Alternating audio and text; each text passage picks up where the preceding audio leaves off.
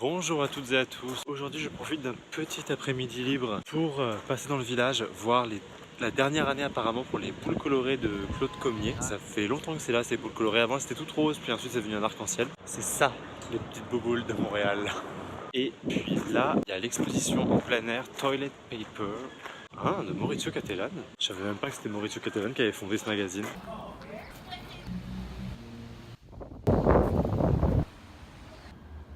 Troisième jour. Troisième jour? Oui, troisième jour à OFTA. Et ce soir, il y a deux shows. Il y a This Time Will Be Different de Lara Kramer et Emily Monet. C'est une installation performance à Monument National et ça va parler notamment des autochtones. Et voilà, en gros. Regardez ce que je viens d'acheter. Good boy. Je vous renvoie à la vidéo premier jour OFTA qui s'appelle Plan cul et Cuiseur Harry.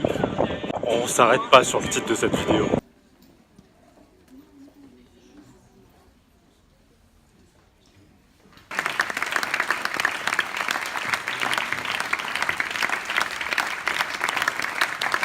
On reviendra dessus juste après parce que là je vais voir Cutlass Spring de Dana Michel, spectacle sur la souveraineté sexuelle. Ça m'intrigue beaucoup. Rien que la citation du début, je veux être libre d'être n'importe qui à n'importe quel moment et cela semble impliquer le rejet d'une féminité. Et allons voir ça. C'est Poutineville. C'est là au Prospero, juste derrière, pas à Poutineville.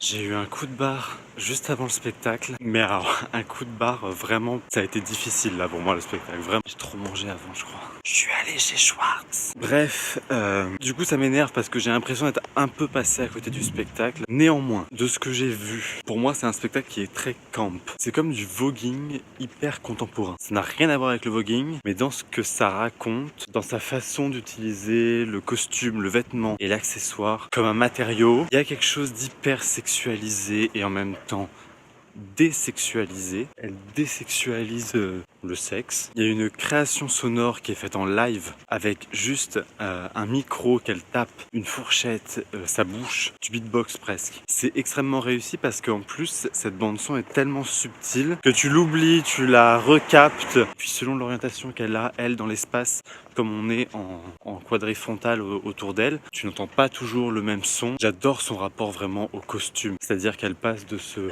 gros short de basketteur, ce short en cuir qui fait presque couche, presque de la caricature du bébé, mais bon, en gros short en cuir quoi. Et puis cette jupe écossaise qui est très encombrante pour elle. Après il y a les chaises.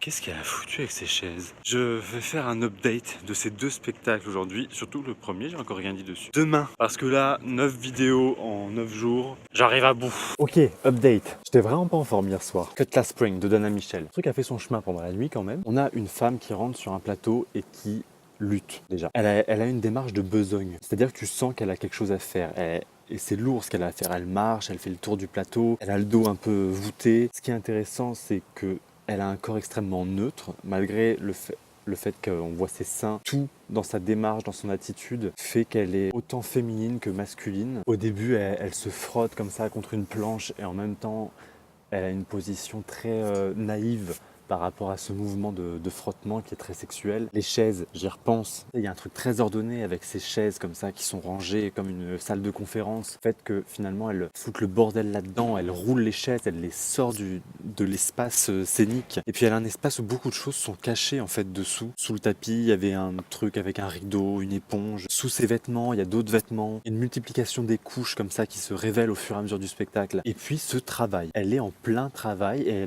elle a un épuisement de travail en faisant tout ça. C'est comme observer une personne qui est en pleine besogne et en même temps tu ne sais pas ce que cette personne fait. Tous ces gestes lui paraissent absolument logiques, mais pour toi ils te paraissent complètement étrangers parce que tu ne sais pas ce qu'elle fait, tu ne sais pas ce qu'elle tente de faire. Et c'est vrai que son rapport au genre, quand tu vois Genderfucker hier qui est extrêmement explicite, extrêmement raconté, très linéaire, et que là tu as cette proposition qui ne veut pas t'expliquer, qui t'impose juste une nouvelle façon de voir le genre. C'est voici mon corps tel qu'il est, voici ma façon de me mouvoir dans l'espace, et puis c'est pas une proposition, c'est pas une demande, c'est pas une validation, c'est pas une justification, c'est comme ça. Donc ça c'est pour Dana Michel, et maintenant on va revenir sur This Time Will Be Different de Lara Kramer et Emily Monet, parce que ça du coup j'en ai rien dit, et pour cause, c'était bien bien violent. Ça commence par un monologue de Glénat Matouche, qui est une femme autochtone. Et là, elle y va très très fort, elle emploie des mots très forts. Elle parle du génocide du Canada, de la solution finale pour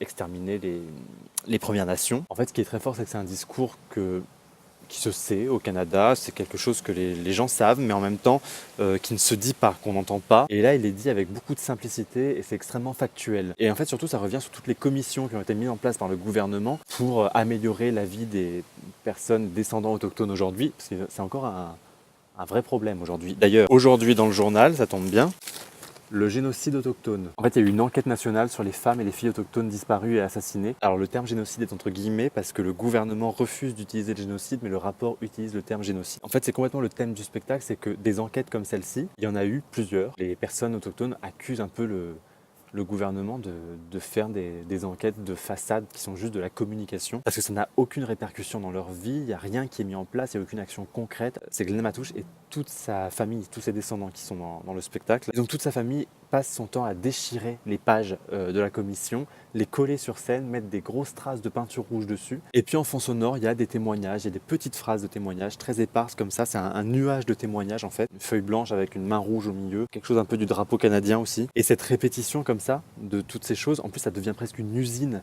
à démonter les commissions, de la même manière que c'est presque une usine de faire des commissions comme ça, des enquêtes pour pas grand chose au final. Alors après, moi je suis pas canadien, donc je le vis peut-être moins violemment que des personnes canadiennes qui vivent ici et qui ne sont pas autochtones. Et surtout tu te dis, nous en France on a eu quoi pour ça? On a eu Kanata, qui est un truc hyper larmoyant. Là c'est pas du tout larmoyant le truc. T'as pas envie de t'apitoyer sur leur sort. C'est des personnes fortes, c'est des personnes qui ont envie de se battre et qui se battent. C'est juste un truc, c'est un swap télévision pour faire pleurer dans les chaumières. Aucun engagement politique dans Kanata. Alors que là, putain, c'est... quand elle accuse le Canada d'être un État terroriste, les mots sont simples, hein, mais ils sont bien choisis et c'est efficace. Bon, c'est toute une question, c'est tout un débat. En tout cas, le spectacle est extrêmement fort. Et si on allait maintenant au party de clôture du FTA?